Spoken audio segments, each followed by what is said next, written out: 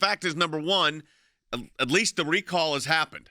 So, I mean, it was certified that it was happening. The vote's happening today. How do you see things right now? I was watching you last night on our friend Sean Hannity's broadcast. I mean, where do you see things, Rick? Look, I'm so thankful for the 2 million people that got together and signed the petition to put this to a recall vote. We've got Gavin on the run. He's spending millions of dollars to defend his poor record. Joe Biden has come in. We've had Kamala Harris come in. We've had Elizabeth Warren and Bernie Sanders doing commercials. I think we've already won in the fact that we've been able to take this very serious issue to Gavin. He's got to defend his record. It's going to take us a while to win elections in California, but make no mistake, we are on the march, and conservatives are registering like never before. They're believing that there is more to be done, but it's always possible. I hope that we'll win, but if we don't, I feel pretty strongly that this movement is not going away, and it's going to be an incredible couple of years to really take back California. You know, Rick, Logan said this at the beginning of the broadcast, and it's true, and it has been true since the founding of the ACLJ. Actually, predates the founding of the ACLJ, before the ACLJ even came into existence. California, if you look at the whole state of California, is our largest support base in the United States.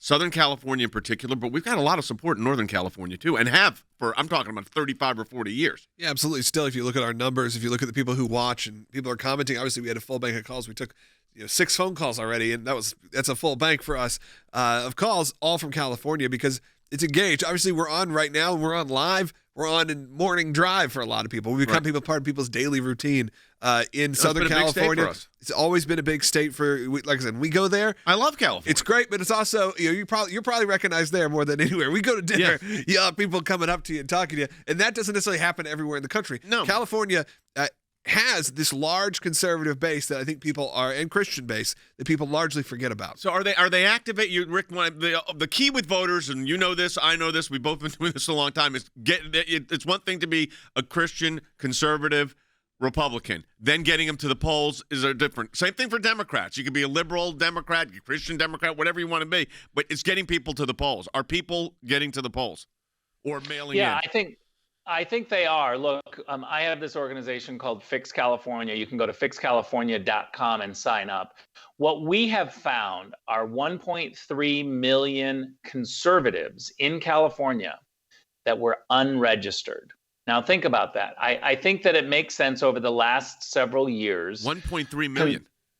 1.3 million that we've found so far, and we're going to find millions more because we're doing this work through Fix California. But my point is this.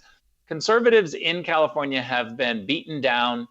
We've been told there's no chance that you can win. On the presidential election nights, they call the race immediately when the polls close. But we are now sensing that we got to organize and start spending money and time in our own state. We can do to California what Stacey Abrams did to Georgia. Yeah. It's going to take us a while. And this recall is super encouraging that we have a shot, that we've scared Gavin Newsom no matter what happens. 2 million people got together and put a recall vote to the vote of the people. I think that's a win in and of itself. Yeah, it's interesting because Stacey Abrams, people will knock her. I will tell you something. You got to say, an incredible political organizer. I mean, she's an incredible political organizer. Think about that. Yeah, look what she did. Now, Harry Hutchison, you said if there is a Republican elected in the next 24, 48 hours, it's an earthquake. I think that's right, and I think it would be a result of some of the efforts that Rick has engaged in. I think this particular election has given conservatives hope, but I also think, and I want to ask Rick this question, whether or not Democrats have become less enthusiastic, particularly about supporting someone like Gavin Newsom. Harry, that's such a great question, and it really gets at the heart of what's happening. Remember, in California, we roughly have a third of the electorate are Democrats, a third are Republicans, and a third are what we call declined to state, meaning I don't want to tell you. I don't want to tell you if I'm conservative or liberal or whatever I am. Those numbers within the declined to state group is huge. People are very disillusioned with the homelessness on the street, the Zoom school, and we still have emergency measures. Gavin still has emergency measures because of COVID, which is why you can print your ballot from home. And it's all mail-in ballots that are going out for this recall. Yeah, which, Andy, very quickly, on election integrity, that's like a disaster waiting to Well, happen. there is no integrity on a mail-in ballot. I mean, you can print up as many as you want at home and then send them in. Why can't I go out to California and just get on a plane here to go to LAX and vote? What is to say I can't do that? How do you measure the integrity of the ballot this way? You're doing you it under can't. penalty of perjury. Yeah, and Rick brought up, how many people? I'm so scared that I'm going to be prosecuted in California for perjury. Rick, you brought up, though, last week that plenty of people were also receiving ballots, just like maybe last time, receiving ballots who maybe were never even residents of California, just people that were there for a couple months or had something to do with California years ago, decades ago. Look, the residency requirements are being violated. California ballots are being found in Buffalo, in Pennsylvania, in North Carolina. We hear it every single day. People who haven't lived in California in years are getting ballots. The voter rolls are a mess. That's why I believe we have to go after the voter rolls, not just in California, but in every state. They need to be cleaned up.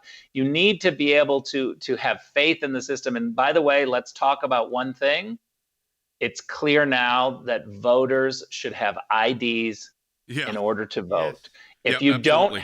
if you are not for someone having an ID to vote, then you're clearly trying to cheat. All right, Rick, we appreciate it, and I'm sure we'll get your reactions tomorrow if we get the news. Who knows what the news will be, but thank you as always for the update.